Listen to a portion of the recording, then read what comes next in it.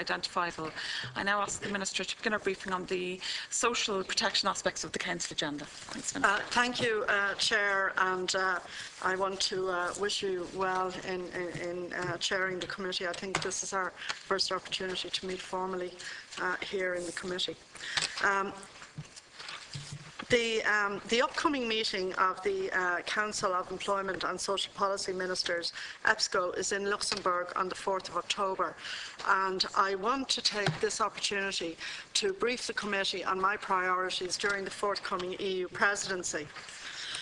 As the committee are probably aware, EPSCO, as it's called, is a council which covers a wide range of issues spanning the responsibilities of a number of ministries, including social protection, jobs, enterprise and innovation, justice, equality and defence, health and, more recently, children and youth affairs. In terms of discussing the agenda for the upcoming council meeting, I want to concentrate on the issues for which my department will have the lead responsibility. Some of the items are technical, and I will present them in the order of the agenda. The agenda item 4 is what's called association agreements. The first social protection item, it's a relatively technical one. Item 4, an agreement on the Council position to be adopted in relation to the social security aspects of association agreements the EU has with Albania, Montenegro, San Marino and Turkey. These association agreements cover a wide range of matters dealing with the relationship between the countries in question and the European Union, and generally include a clause on social security coordination. The purpose of these Council decisions is to set out the manner in which the EU sees the social security clauses being implemented and are subject to agreement with the individual countries. Ireland has no issue with these decisions, as they mainly involve equality for nationals of the countries involved in their dealings with social welfare and with the export of contributory pensions. These requirements are already covered under our domestic legislation. However, there is an issue with the Turkey agreement with regards to the legal base for the decision. The base being used is Article 48 of the treaty, which deals with free movement and which ourselves and the UK contend relate to Union citizens. As this agreement relates to a third country, the base should be Article 79, which deals with rights of third country nationals. The effect of using Article 48 is that it deprives us and the UK of the right to opt in or out of this decision under Protocol 21 of the Treaty on the Functioning of the EU. A similar issue has arisen in relation to agreements with Switzerland and the EEA countries, and the UK has already taken cases to the Court of Justice of the European Union to have the matter clarified in relation to these agreements. Ireland is on the advice of the Attorney General supporting the UK's submissions. The concern here is that the use of Article 15 may set a precedent which would have implications for our national interests in areas other than social securities. In these circumstances, Ireland will record its disagreement with the decision on Turkey by way of a joint minute statement with the UK. It is understood that this decision may not be accepted pending the outcome of the Swiss and the EEA cases. Agenda item number 6, Europe 2020 and the new EU governance, the evaluation of the second European semester and thematic surveillance in employment and social policies, endorsement of the contributions of the Social Protection Committee. This item relates to an opinion of the Social Protection Committee on the European semester process. It is one of a number of committees that has produced an opinion on the process. The Social Protection Committee offers opinions and produces reports for the Council in the area of social protection, healthcare and pensions, and is competent to do so under the treaty. The key political message is the opinion, is that social policy issues are increasingly relevant in the semester, and that EPSCO has a key role in ensuring that the positive contribution of social protection to inclusive growth are properly reflected in all relevant Council recommendations. I suppose this reflects the view that, the ECOFIN and banking issues have tended, for understandable reasons, to dominate the agenda. The opinion was agreed by all Member States and the Commission at a meeting of the SPC on the 20th of September 2012 and should be endorsed by the Council without difficulty. C, the Social Protection Performance Monitor, endorsement of the SPC's introductory report. Under this item, the Council has been asked to endorse a report to the Council on the Social Protection Performance Monitor. The Social Protection Performance Monitor is currently being developed by the Social Protection Committee and the Commission services. It is in response to the European Council conclusions of December last year, which called for complementing reinforced economic governance with improved monitoring of employment and social policies. The output of the monitor will form part of future SPC annual reports on the social dimension of Europe 2020 for the Council. The Council EPSCO has already endorsed the Employment Performance Monitor, through which it follows the employment policies. The SPPM will enhance the Council's ability to gain a deeper understanding over developments occurring in social policies across the EU, to monitor them closely and regularly, and to identify social trends common to a number of EU states. The new tool covers the three strands of the social open method of coordination: social protection, pensions and health, as reconfirmed by the Council in June of 2011. Agenda item number 7 is towards a jobs-rich recovery and giving a better chance to Europe's youth. I want to move on to item 7 of the Council agenda, and this is an item which I personally regard as hugely important. One of the challenges faced by the EU and ourselves is tackling unemployment, with a particular emphasis placed on the experience of young people whose rate of unemployment across the European Union is twice that of the unemployment rate. There has been much activity at both national and EU level in attempting to face these challenges. The Commission's employment package and the Council's Compact for Growth and Jobs, published earlier this year, request Member States to engage in economic and social policies to boost employment rates, particularly for the long-term unemployed and young people. The Youth on the Move flagship initiative is currently underway, which focuses on supporting young people in the transition from education to work. The Council conclusions will be adopted on the 4th of October. They are a response to the employment package and are a further development on work done so far, including strengthening employment policy measures at both national and EU level. The conclusions call on the Member States and the Commission to take action on a number of fronts designed to step up job creation and labour demand. These conclusions will be followed up later in the year with the Youth Transitions Package, and I will be prioritising work on this during our presidency, and I'll come back to that later on. Child poverty has been a concern at EU level for at least a decade. In 2012, the Social Protection Committee published an advisory report to the European Commission on preventing and tackling child poverty and social exclusion and promoting children's well-being. Drawing on the SPC advisory report and main messages, draft Council conclusions have been prepared under the Cypriot presidency. The conclusions recognise that income support measures will not on their own address child poverty, and that without a broader consideration of child well-being, child poverty can and will have some effect on all children's outcomes. It is for this reason that access to services and children's participation are also important.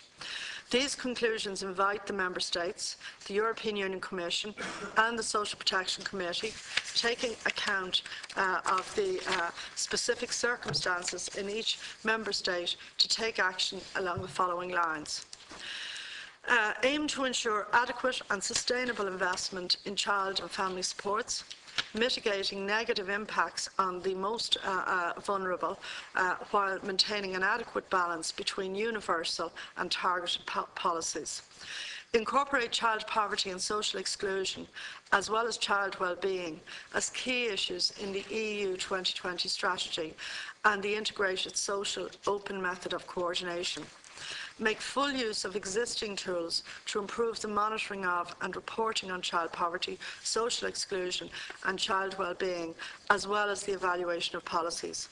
Member States are asked to consider, when designing and implementing policies, that investing in children is a long-term investment, that they make full use of financial opportunities provided through the EU, including structural funds, and that they promote the engagement of all key actors, including local authorities and NGOs. I strongly endorse the holistic approach envisaged in the inclusions. It is my view that working closely with the Minister for Children and Youth Affairs, these Council conclusions, together with the new child poverty sub-target, under the National Social Target, as the revised National Poverty Target is now known, provide a unique opportunity to tackle child poverty and, in doing so, to promote child well-being with the Europe 2020 strategy for the betterment of all children.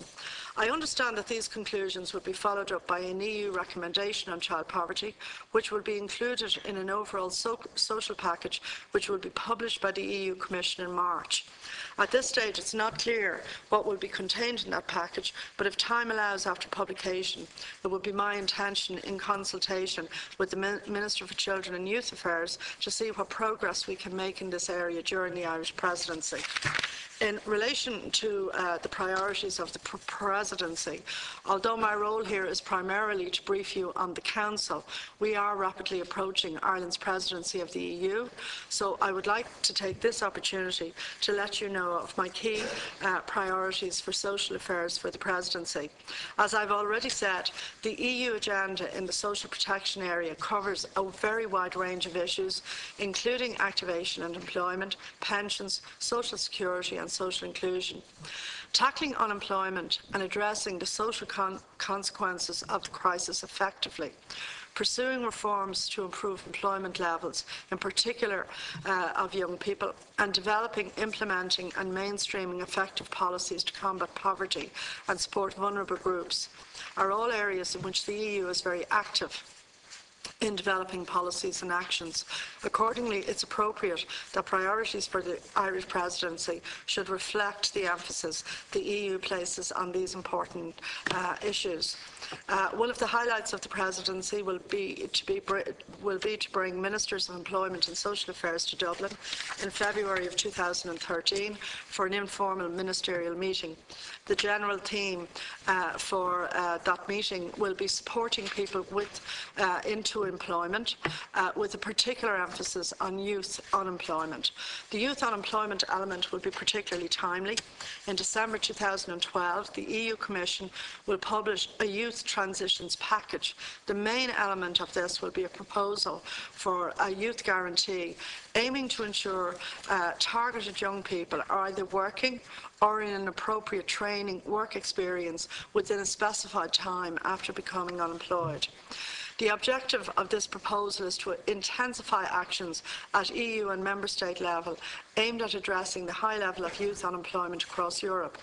The EU Commission is very anxious to see significant progress in this area during the Irish presidency and hopes that Council recommendations can be adopted. The informal meeting will seek to advance the issues raised in the Commission proposal, with a view to adopting Council conclusions on the Commission package at a formal EPSCO Council during our presidency.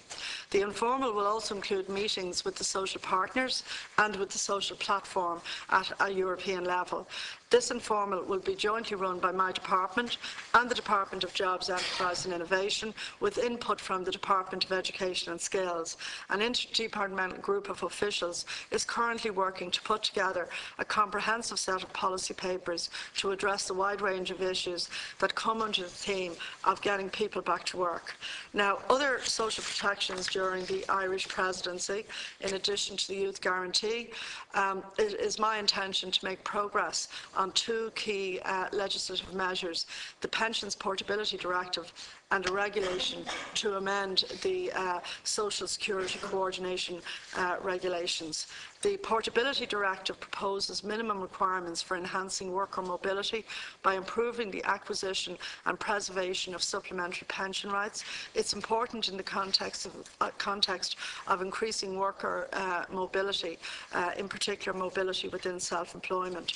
At present, there's no common framework in the EU regulating the acquisition and preservation of supplementary pension rights. The fact that pension rights may not be preserved in a supplementary pension when a person leaves employment is considered to be a serious obstacle to the free movement of workers within the EU. Accordingly, it's acknowledged that there's a need for union action. in order to improve and support the mobility of workers across the European Union. It's expected that the Commission will introduce the proposal late in the Cypriot presidency.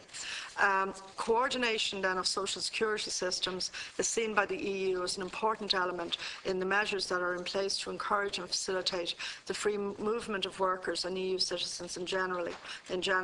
Accordingly, it's important to ensure that the regulations are updated on a regular basis, and the regulations require amendment to take account of changes to the social security systems of the individual member states, judgments of the European Court of Justice, and to deal with issues identified in the operations of the regulation. Changes are made on an annual basis, and it's expected that the Commission will publish the proposal for the latest round of amendments in December 2012. There are a number of small amendments and technical changes which are unlikely to be opposed by any of the member states, and in the circumstances I expect it will be possible to reach an agreed approach at Council and possibly a first reading agreement with the European Parliament. I'm very much looking forward to a successful EU presidency, which I hope will make a significant contribution to advancing the EU issue, the EU agenda on a range of issues, and in particular, as I say, addressing on an EU-wide basis the issue of unemployment, particularly the problems experienced by young people. Okay. Let's thank the Minister.